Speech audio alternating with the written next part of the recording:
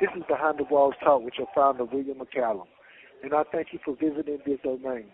I'm here to give you an insight into the minds and hearts of those incarcerated that have been deemed voiceless. Well, this is where their voice and stories will be told for those of you who are concerned with human beings that are in prison for the mistakes they have made and for some of the injustices that were committed against them. Resolutions for reform is the goal and objective looking to be attained. Now step into our world. This is Behind the Walls Talk, and I'm your host, William McCallum. I'd like to let you listeners know that April is second chance. This call is from a North Carolina correctional facility. And at Behind the Walls Talk, we believe in more than just a second chance. We believe in liberation because our stories don't end behind the bars. Mass incarceration has torn apart families, stolen futures, and buried potential. We're turning up the volume on the call for real second chances, not just with words, but with action as well. My guest here today is on the path of redemption and is striving to restore This call is from a North Carolina correctional facility. his dignity and integrity with the community, strong, intelligent brother. And without further ado, tell the listeners, my brother, what's your name and where are you from? Hello. Hey, my name is Reco Baskins. I'm from High Point, North Carolina, by way of Charlotte, South Carolina. What were you charged with? How much time did they give you, Mr. Baskins? I was charged in High Point, North Carolina, and I received 14 to 17 years for second-degree murder, 6 to 8 for robbery with a dangerous weapon, ran concurrent with... Excuse me, Mr. Baskins. Can I get you to speak up a little bit, sir? Say it again. Excuse me, I need you to speak up a little bit. I need to hear you clearly. Okay, now I said they gave me 14 to 17 years for second-degree murder. I've received 6 to 8 for robbery with a dangerous weapon, and 2 to 3 for first-degree kidnapping. All of them are consecutive sentences. How long have you not been incarcerated? Since 2007. 2007. Do you have any children? Yeah, I have a 16-year-old. She turned 17 on April 24th this month. Boy, you got a 16-year-old, boy. You got to get back out to her, boy. Oh, yeah, that's most definitely, bro, most definitely. Let me ask you something. How does having children while being incarcerated affect your time? How does it make you feel by being absent in their lives physically? And what is it that you do to be there for them mentally and spiritually?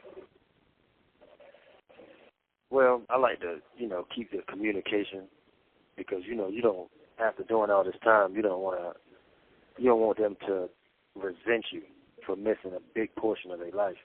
So, it's big on your family to keep your name alive in their ears and just knowing you're a loving parent. And most of the time when you keep communication with them and they have that desire to want to get to know their father or mother, way more. So it affects you when they go through things that you really can't assist them in. So you kind of feel helpless. You feel like, what's my part in assisting you in what you're going through? You know what I'm saying? And then you start, we all going through something that we call generational curses.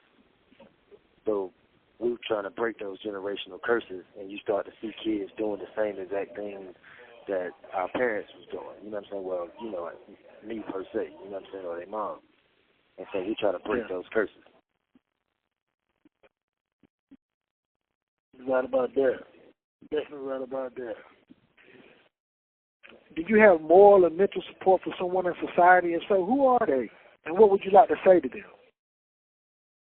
Yeah, from a religious perspective, I deal with this lady named Chief Sugarfoot out of close to Charlotte. My grandmother, my sister Virginia, and my girlfriend Miranda, they've been my closest supporters and been holding me down for these years. So I really sincerely thank them for sticking by my side in the toughest moments. Okay. What have your experience in prison been like so far? Well, I feel like experiences is based off of perception. You know, everything to me really is based off of perception on how you see things. And if you don't first take accountability for your actions, number one, you would never really go through things as a learning experience because you would constantly see things as an excuse. You would blame others instead of really taking accountability, not necessarily blaming yourself, but just understanding that what you did wrong and if you could change the things in your life, you know what I'm saying, and understand how those things may have affected you. That's right. I'm not to ask you a question like when you got your sentence, when the judge told you what your sentence was going to be and you were convicted, what was that feeling that you had? What was the thoughts that ran through your mind and the feelings that ran through your body whenever you got that sentence? I'm gonna be honest with you, right? When you accidentally do something, right? Like first and foremost, I took accountability for putting myself in that situation. You know what I'm saying? But at the same time, you know, when you go through things psychologically as a younger age, playing video games, listening to rap music, you become desensitized. And so when you're young, you don't really understand the magnitude of what these things is going to happen, like these things that's happening to you later on in life. So at the time, the county jail was so... This call is from a North Carolina correctional facility. The county jail was so terrible. The food was so terrible. The living conditions were so terrible because I went from High Point jail to Greensboro jail, and it was even worse. I was on 401 West Sycamore, and the living conditions were so bad that when the judge asked me did I have anything to say, I asked him when the bus was coming. You know what I'm saying? Because I was tired of the food. I was tired of the living conditions. I was just ready to start doing my time. And after you be in there for so many years, you're so desensitized. This call is from a North Carolina correctional facility. That you can't wait to get to prison so you can just go to the next phase and get your life started on a different level. Yeah, I definitely understand that experience right there myself. You were speaking about your youth.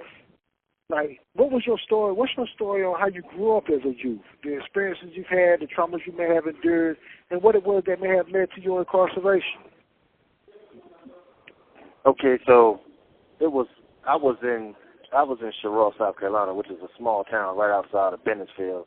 I'm in between Bennettsville and Chesterfield, and yeah, I grew up real poor in a small house with a small family, and my mom in the 90s, she was into this preacher's wife thing, and she wanted to, get married by this preacher guy, whatever, but she used to bounce church from church or whatever.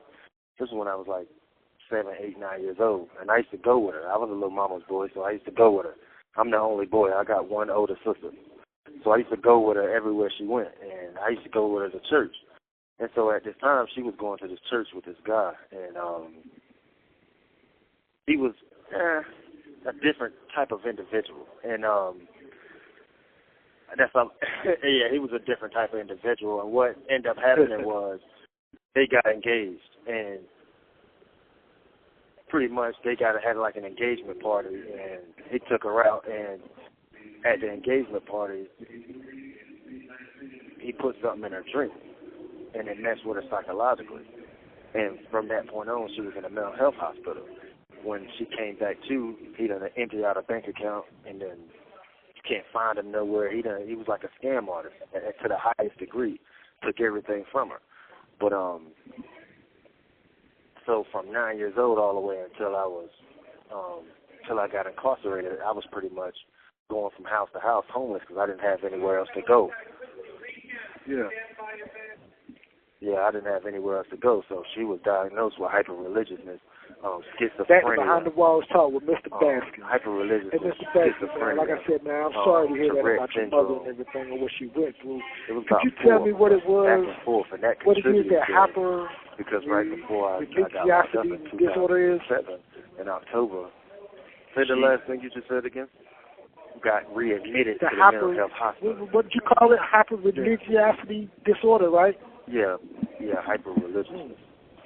I'm sorry to hear about that, man. Yeah, could you just explain that to me? Yeah, it's pretty much when someone. Hey, listen, they got to do a recount, bro. I can kind of explain. I can't really give you the term, but I can give you what I. This call is from a North Carolina correctional facility. Continue, bro. Just call back. I can give you what I saw from her. We would go to church, and she would just like act out, speak in tongues, kind of crazy, get up and run around the church in circles. At home, she would like be talking to herself and have hallucinations about, being a prominent member in society. They're talking about how she was a prophetic judge. This call is from a North Carolina correctional facility. Under God's law, and she would write Bible scriptures like all over the walls, and write her own words over the Bible, like within the Bible, like over the pages. Let me ask you this, man. Is there anything you would like to say to your mother right now? Yeah, man. The worst thing for me is, she don't really remember me. She don't really recognize me. She's still alive, but she's still affected by what she went through. You know what I'm saying? And so I've been gone so long that our communication is kind of like null and void, and she don't really, I can't really talk to her like I want to. That's something I still deal with, even though being a grown man, that's kind of a close to home conversation, but just imagine somebody that for like 9, 10 years, you was like, that was the closest person you ever had, and then everything gets taken away from you, and then you go to prison 9 years later, and you can't talk to her. You can't really share your experiences with her. She can't come see you, because of, the situation. So, well, if you could talk to her, man, she just right here, my brother. If you could talk to her, she could come see you. What is it that you would say to her?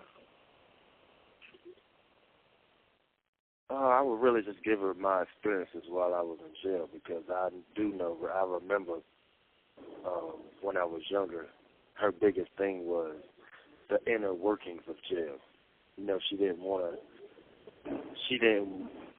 People have a misperception of what prison is, especially in North Carolina, you know what I'm saying?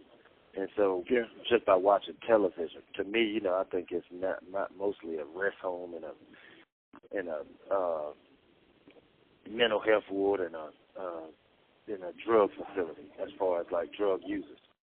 That's what it turned into. The violence, when you kind of stand on your own 2 feet, you don't really think about violence, you know what I'm saying? It's like, if it happens, it happens, you know what I'm saying? But it's more, the biggest problem is really the state is pushing off mental health, people with mental health issues, people with drug using issues, and just psychological damage. They're putting them in prison. They're not really rehabilitating anybody. So the thing I would tell her is,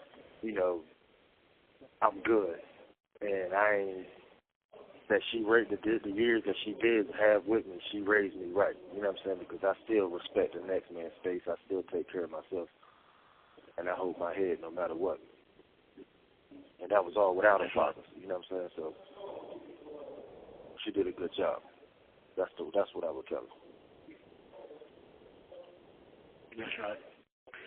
How you grew up as a youth and everything, what is it that you would like to say to the youth out there now that are being misled and find a life of crime and being involved in a gang and everything intriguing? What would you say to them to uplift them and encourage them to go the right way? Not looking to the entertainment business as a guide, not looking to, rappers and entertainers as something that you have to follow as a compass. Thinking that because you kind of identify with people that you're seeing on television, and so you become this character that these people are, when these people are really, in actuality, are not those people. So you're the one that's living the experience when they're really rapping about it. Like, you're going really into the streets, and they're, like, really in a mansion when they leave the studio. You know what I'm saying? They're not going to duck bullets. You know, some of them are, you know what I'm saying? But for the most part, you're following something that's really doesn't even matter, because at the end of the day, you're throwing your life away. So, you know, for the gang perspective, when you think about it, everybody that on the paperwork that they give you when they talk about all the big homies, most of them dudes is dead or in jail. They either got 100 years or they never getting out. You know what I'm saying? Or they're dead. So it's like you're aspiring to follow after somebody who has no future. There's no 401k when you retire from it. You spend 30 years as a gang member. There's no 401k.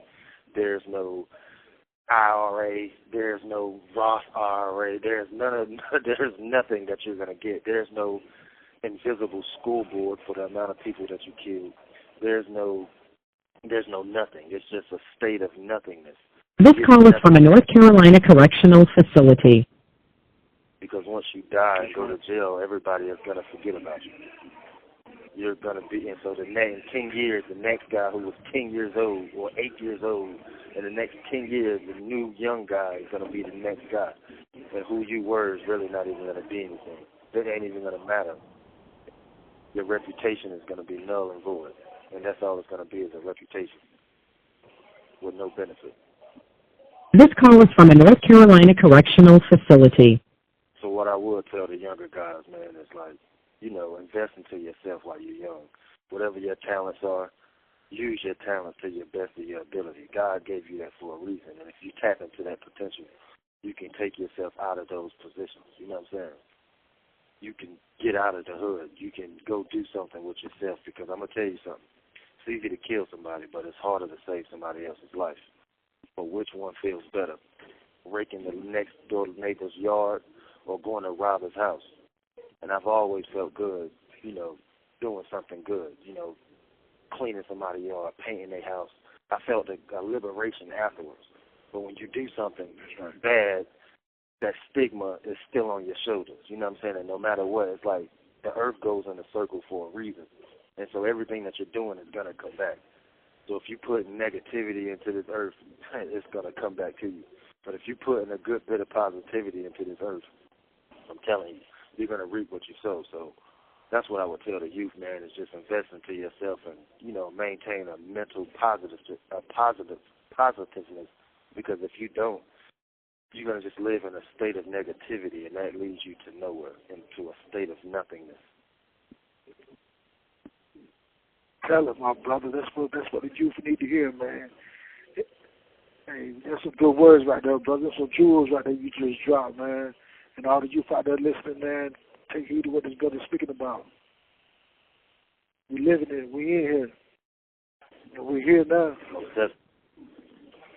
And seeing in here, man, there ain't nothing but a bunch of corpses, man. But go ahead. Yeah, that's right. Ain't nothing but a bunch of crooks in here, man. Hey, have you ever dealt with the death of any loved ones, family, or friends since you've been incarcerated? I have. But it wasn't necessarily anyone really close to me. And that's another thing about the youth. You know, we kind of, when we're young, we kind of grow away from our family members. And we kind of say nobody cares about me, nobody loves us. But, you know, I'm going to speak for black people specifically, right? It's like I was talking about the generational curses is, you know, when you go, a father don't learn how to raise his children. And then those children, some children don't learn how to raise their children, so on and so forth. And how that ties into my family passing away, and it didn't really affect me. I wasn't necessarily close to them because I kind of resented them for not taking me in when I was going through what I was going through. So when they passed away, it meant really nothing to me. But now, now that I'm older, I think about all the good things that they did and all their good qualities versus the mistakes that they made. And so now I wish that they were, I wish that they're still around. And I know when I get out, that stuff is really going to hit me. When you see that those people are gone, when you go to the houses that they used to live and somebody else lives there, that's going to really hit you. When you go and you see a tree that used to be a bush, that's going to really hit you like, yo, I've been gone for 18 to 20 years, man. Like, and it's not, we don't really understand the detriment until we actually there. And so I'm mentally preparing myself for that. That's right. Hey, yo, what does a second chance of society mean to you, my brother? Man, sometimes, bro, I go sit on a picnic table and I just stare at the other side of the fence because I know it's in a state of illusion, right? Like, I know standing in the gate, there's one perception, and then once you get out, the sky is a lot more bluer, the grass is a lot more greener, everything is more realistic, and I feel like a second chance, man, is just going to give me an opportunity to right my wrongs, physically and mentally. There's a lot of things that I want to, go back and do. I want to invest into my community. I want to invest into the things that I hurt, the people that I hurt. You know what I'm saying? Because, again, we sit on the phone, yo, grandma, send me some money. Girlfriend, come see me. But we don't really see the stuff that they go through to make all of that stuff happen for us. So my second chance is not really on a personal level. It's more on I want to help everybody else because I gave so much of my time to this, these prison facilities that I just want to get back to my community, whether it's the youth, whether it's my family, and especially myself. And I just feel like I deserve a second chance, man. I want to help for a greater cause. Yeah, man, you definitely deserve a second chance, my brother. You definitely need to be in the community, to be out. You have 60 seconds remaining. To be out there to teach and guide the youth in the proper direction, man, and to give them the wisdom and everything that you have, the understanding that you have, that you've gained since you've been incarcerated. Because you definitely have the experience and everything, man, to show them the light, to show them the way. This was a beautiful interview, man. And Behind the Walls Talk will continue. We're going to get back to, man. You have 30 seconds remaining. We're going to get back with any last words that you would like to share. So just please call back, my brother. Okay, I got you, bro. Back to Behind the Walls Talk with Reco Baskins. Hey, my brother, this is a very good interview, man. I'm going to make sure that your voice being heard and everything, man. But I would like to know, man, is there any last words you would like to share with the listeners to Behind the Walls Talk? Yes, most definitely.